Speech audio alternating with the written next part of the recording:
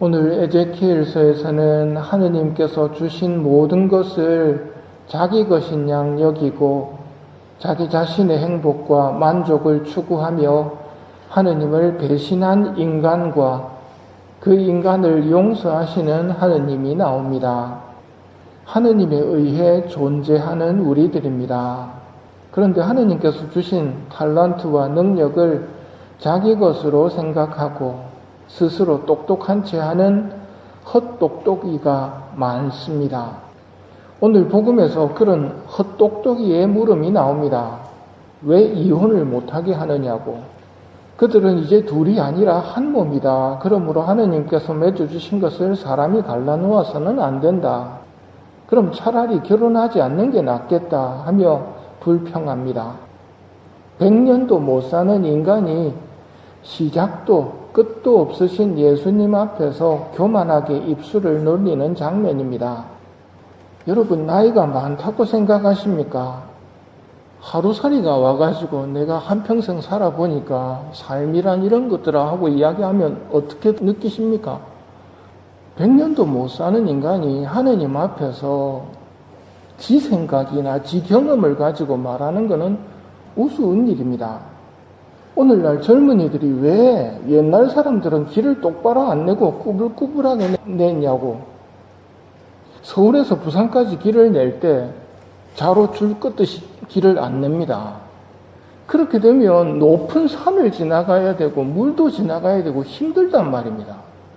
옛날에는 평지로 하다 보니까 길이 이렇게 된 거거든요. 그 시절을 모르다 보니까 바로 내지, 산이 있으면 터널을 뚫으면 되지, 이러고 있단 말입니다. 굉장히 똑똑한 것 같은데 정말 짧게 살았기 때문에 모르는 겁니다. 요새 태어나서 요즘 것들을 기본으로 생각하는 것은 생각이 짧은 겁니다. 왜 아내를 못 버리게 하느냐고, 차라리 결혼하지 않는 게 낫겠다고, 이것도 짧은 생각입니다. 모든 사람이 이 말을 받아들일 수 있는 게 아니라 허락된 이들만 받아들일 수 있기 때문입니다. 이혼장을 써주고 이혼을 허락한 것도 처음부터 그랬던 것이 아닌데 자기 시대에 그렇게 하다 보니까 그게 당연한 것으로 생각하고 짧은 생각에서 어리석은 말들을 내뱉는 것입니다. 우리는 하느님 앞에서 어리석은 인간이라는 것을 인정하는 겸손이 필요합니다. 그래서 우리는 모릅니다. 어린이입니다. 배워야 합니다. 가르쳐 주십시오. 이게 올바른 모습입니다. 예수님의 다른 말씀도 들어봅시다. 불행하여라 너희 눈먼 인도자들아.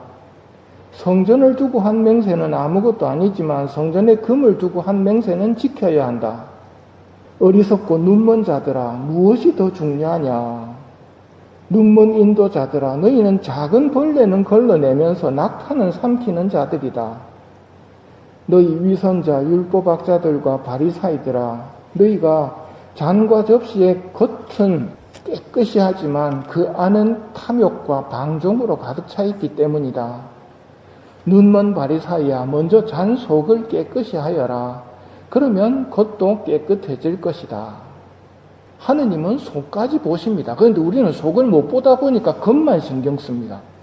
눈먼 인도자들이 잘못 가르치고 그 잘못 가르침을 그대로 받아들이는 어리석은 인간입니다.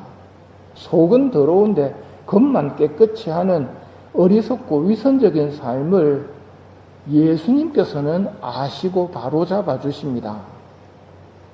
하루에 거울을 몇 번이나 쳐다봅니까? 양심은 몇 번이나 되돌아봅니까? 어디를 더 자주 씻습니까?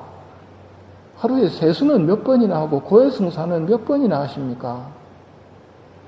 잠깐 살다가 사라질 내가 보고 깨달은 것이라고 해봐야 긴 역사 속에서 발견되는 수많은 진리에 비하면 빙산의 일각입니다. 진짜 중요한 것을 알아야 합니다. 내가 원해서 태어난 것도 아니고 원해서 죽는 것도 아닙니다. 내 삶의 주인이 내가 아니라는 말입니다. 그러면 나는 왜 사는가? 죽은 다음에 어떻게 되는가?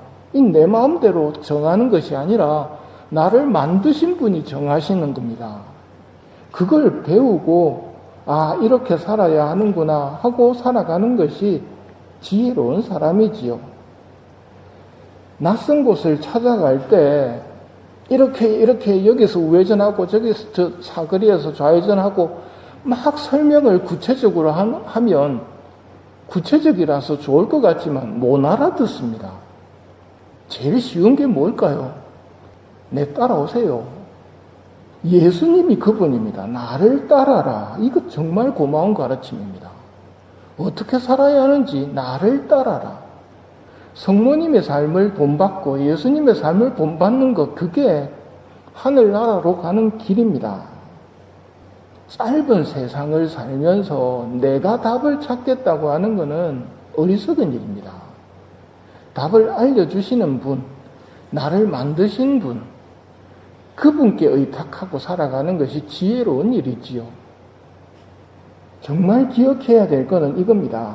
너희는 나 없이 아무것도 할 수 없다. 오늘 부부의 이혼 문제, 가정의 문제, 자녀들의 문제, 이 답을 안다고 여기서 우회전하고 좌회전하고 답을 안다고 갈 수 있는 게 아니거든요. 너희는 나 없이 아무것도 할 수 없다. 올바른 신앙생활을 하는 분의 특징이 뭐냐면 예수님 도와주세요 라는 말을 얼마나 자주 하느냐에 있습니다. 그런 말을 하지 않고 내 열심히 살아볼 거라고 하는 것은 열심한 바리사이를 본받고 있는 것입니다. 예수님 도와주세요. 위선과 교만을 버리고 주님 도와주세요. 당신께 의탁합니다.